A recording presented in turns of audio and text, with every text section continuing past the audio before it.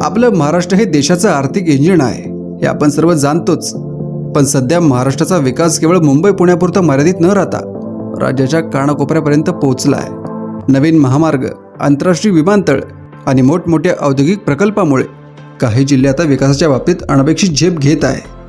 आजच्या व्हिडिओमध्ये आपण अशाच 10 जिल्ह्यांबद्दल बोलणार आहोत जे सध्या महाराष्ट्रात सर्वात वेगाने विकसित होत आहेत। या यादीत तुमचा जिल्हा कितव्या क्रमांकावर येतोय हे मला कमेंट करून सांगा। चला तर मग सुरुवात करूया। सोलापूर जिल्हा म्हटलं की डोळ्यासमोर फक्त चादरी येतात, पण हा जिल्हा त्यापेक्षा कितीतरी मोठा आहे। भीमा नदीच्या खोऱ्यात वसलेला हा जिल्हा आता स्मार्ट जिल्हा म्हणूनही ओळखला जातोय। इथल्या पंढरपूरच्या विठुरायामुळे धार्मिक पर्यटनाला तर महत्त्व आहेच, पण आता सोलापूर पुणे हायवेमुळे इथला व्यापार वाढलाय। सोलापूरचा टेक्स्टाईल उद्योग आता फक्त स्थानिक राहिला नसून तो आता सातासमुद्रापार गेला आहे। जिल्ह्यातील माळशिरस, बार्शी यांसारख्या तालुक्यांमध्येही शेतीही प्रगत होत आहे। उजनी धरणामुळे इथल्या शेतीला पाणी मिळालं आणि त्यामुळे सोलापूर फक्त कोरडा जिल्हा राहिला नाही। इथल्या रेल्वे मार्ग आणि लॉजिस्टिक पार्क्समुळे भविष्यात हा जिल्हा व्यापाराचं एक मोठं केंद्र बनणार आहे। कोल्हापूर जिल्हा म्हणजे महाराष्ट्राचा स्वाभिमान, पण कोल्हापूर म्हणजे फक्त तांबडा पांढरा रस्सा आणि कुस्ती नाही, तर हा जिल्हा आर्थिकदृष्ट्या आता सक्षम होत आहे। इथली पंचगंगा नदी आणि सुपीक जमिनीमुळे ऊस शेती आणि दूध उत्पादनात कोल्हापूर नंबर 1 वर आहे। कागल आणि हातकणंगले इथल्या MIDCमध्ये हजारो कारखाने आहेत जिथे गाड्यांचे पार्ट्स बनतात। कोल्हापुरी चप्पल आणि साजाला आता जागतिक मागणी आहे। इथलं विमानतळ आंतरराष्ट्रीय दर्जाचं होत असल्यामुळे इथला माल थेट परदेशात जाणार आहे। कोल्हापूरच्या माणसांचा रांगडा स्वभाव आणि इथलं शिक्षण क्षेत्र यामुळे हा जिल्हा दक्षिण महाराष्ट्राचं पॉवर हाऊस बनला आहे। अहिल्यानगर जिल्हा हा क्षेत्रफळाने इतका मोठा आहे की यात 2 जिल्हे मावतील। समृद्धी महामार्ग इथून गेल्यामुळे जिल्ह्याचा चेहरामोहरा पूर्ण बदललाय। शिर्डीच्या साईबाबांमुळे या जिल्ह्याचं नाव जगभर आहेच, पण आता संगमनेर आणि राहुरी यांसारख्या भागात फूड प्रोसेसिंगचे मोठे प्रकल्प येत आहेत। इथली साखर कारखानदारी संपूर्ण देशात प्रसिद्ध आहे। इथल्या लोणी आणि कोपरगावसारख्या भागात शिक्षणाची मोठी केंद्र तयार झाली आहेत। हा जिल्हा येत्या काळात उद्योगांच्या बाबतीत पुण्याला चांगलीच टक्कर देणार आहे।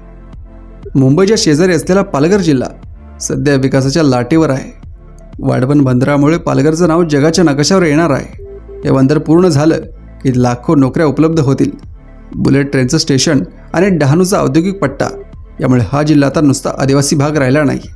ज्यांना मुंबईत घर परवडत नाही त्यांच्यासाठी पालघर, बोईसर आणि नालासोपारा हे भाग हक्काचे झाले आहेत। इथला समुद्र किनारा आणि तिथलं पर्यटनही आता व्यावसायिक रूप घेत आहे।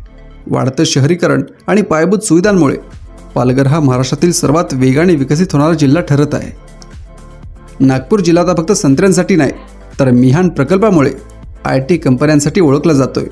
हा जिल्हा भारताच्या मध्यभागी असल्यामुळे लॉजिस्टिक हब म्हणून विकसित झाला आहे। इथली मेट्रो आणि सिमेंटचे रस्ते पाहून नागपूर किती मॉडर्न झाले हे लक्षात येतं। समृद्धी महामार्ग थेट मुंबईला जोडत असल्याने नागपूरचा व्यापार वाढला आहे। इथलं शैक्षणिक वातावरण आणि एम्स सारख्या संस्थांमुळे हा विदर्भाचा कणा आहे। नागपूर आता खऱ्या अर्थाने ग्लोबल होतोय आणि उत्तर व दक्षिण भारताला जोडणारा हा सगळ्यात महत्त्वाचा जिल्हा बनला आहे।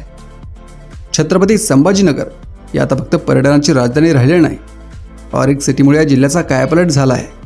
दिल्ली मुंबई इंडस्ट्रियल कॉरिडॉरमुळे जगभरातील मोठ्या कंपन्या जसे की ऑडी आणि स्कोडा इथे आल्या आहेत। समृद्धी महामार्गामुळे मुंबईचं अंतर कमी झाल्याने इथल्या मालाला मोठी बाजारपेठ मिळाली आहे। शेंद्रा आणि बिंडिक या भागात होणारा औद्योगिक विकास मराठवाड्याच्या तरुणांना मोठे भविष्य देणार आहे। अजिंठा वेरूळच्या लेण्यांमुळे पर्यटक तर येतातच, पण आता इथलं बिझनेस नेटवर्क जिल्ह्याला श्रीमंत बनवत आहे। नाशिक जिल्हा आता मुंबई पुणे नाशिक या गोल्डन ट्रायंगलचा एक मजबूत कोपरा आहे। द्राक्षांच्या उत्पादनात जगात नाव कमावलेल्या या जिल्ह्याने आता IT आणि मॅन्युफॅक्चरिंगमध्ये बाजी मारली आहे। सुरत चेन्नई ग्रीनफील्ड हायवेमुळे नाशिकची कनेक्टिव्हिटी थेट दक्षिणेकडील राज्यांशी होणार आहे। नाशिकचं आल्हाददायक हवामान आणि शुद्ध वातावरणामुळे पुण्याचे लोक आता नाशिकमध्ये गुंतवणुकीला पसंती देत आहेत। इथलं त्र्यंबकेश्वर मंदिर आणि गोदावरी काठ धार्मिक पर्यटनाला बळ देतात, तर दुसरीकडे अंबड आणि सातपूरसारख्या MIDC जिल्ह्याला आर्थिक ताकद देतात। रायगड जिल्ह्याचं भविष्य अटल सेतूमुळे पूर्णपणे उजळलं आहे। मुंबईतून अवघ्या काही मिनिटातच रायगडमध्ये पोहोचता येतं, त्यामुळे पनवेल आणि उरण भागात मोठी शहरं वसत आहेत। नवी मुंबई आंतरराष्ट्रीय विमानतळ हे नाव जरी मुंबईचं असलं तरी त्याचा बराचसा भाग रायगडमध्ये येतो। न्हावा शेवा बंदर हे भारताचं प्रवेशद्वार आहे. कर्जत आणि खालापूरसारख्या भागात आता फिल्म इंडस्ट्री आणि रिसॉर्टची संख्या वाढत आहे. रायगड आता महाराष्ट्राचं पुढचं मोठं आर्थिक इंजिन बनणार आहे, यात शंकाच नाही. ठाणे जिल्हा आता मुंबईपेक्षाही मोठा आणि स्वतंत्र वाटू लागला आहे. कल्याण, डोंबिवली, अंबरनाथ आणि बदलापूर या शहरांमुळे हा जिल्हा लोकसंख्येने खूप मोठा आहे. मेट्रोचं जाळं आता ठाण्यात सर्वत्र पसरत आहे. ठाणे बोरिवली बोगदा आणि कोस्टल रोडमुळे इथलं ट्रॅफिक कमी होईल आणि विकास वाढेल. इथले टोलेजंग टॉवर्स आणि मोठमोठे मॉल्स पाहून हा जिल्हा किती प्रगत आहे हे लगेच कळतं. समृद्धी महामार्ग ठाण्याला जोडला गेल्याने विदर्भातून थेट माल येथे पोचणार आहे. राहण्यासाठी आणि व्यवसायासाठी ठाणे आता लोकांची पहिली पसंती आहे. पुणे जिल्हा म्हणजे महाराष्ट्राच्या प्रगतीचा चेहरा. आशियातलं सर्वात वेगाने वाढणारं शहर म्हणून पुण्याकडे पाहिलं जातं. हिंजवडीतील IT हब आणि चाकणचं ऑटोमोबाईल हब यामुळे जिल्ह्याला जागतिक ओळख मिळाली आहे. पुण्याची मेट्रो, नवीन रिंग रोड आणि पुरंदरमुळे होणारं विमानतळ यामुळे पुण्याचा विस्तार आता साताऱ्याच्या सीमेपर्यंत पोहोचला आहे. शिक्षण, संस्कृती हे तर आहेच, पण आता पुणे हे स्टार्टअप कॅपिटल म्हणून उदयास येत आहे. लोणावळा, खंडाळा यांसारखी पर्यटन स्थळं आणि मुळशी मावळची निसर्ग संपदा यामुळे पुणे जिल्हा या लिस्टमध्ये नंबर 1ला येत आहे. मित्रांनो, हा व्हिडिओ पाहून अनेकांना प्रश्न पडला असेल की महाराष्ट्राच्या विकासाची चर्चा सुरू असताना मुंबई या यादीत का नाही? तर याचं कारण खूप साधं आणि तांत्रिक आहे. पहिली गोष्ट म्हणजे मुंबई शहर आणि मुंबई उपनगर हे जिल्हे आधीच पूर्णपणे विकसित झाले आहे.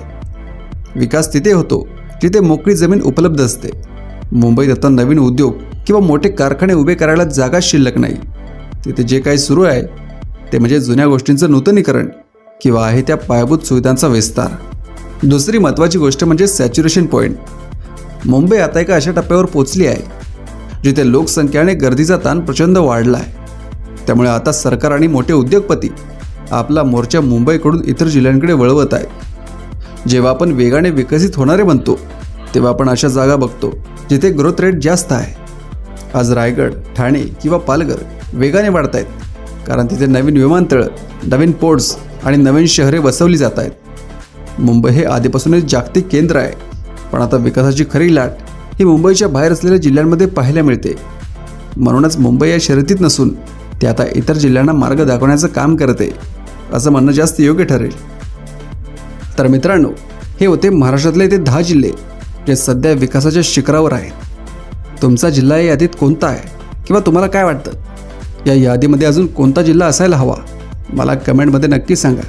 जर व्हिडिओ आवडला असेल तर लाईक करा आणि अशाच माहितीपूर्ण व्हिडिओसाठी आपल्या चॅनलला सबस्क्राईब करा.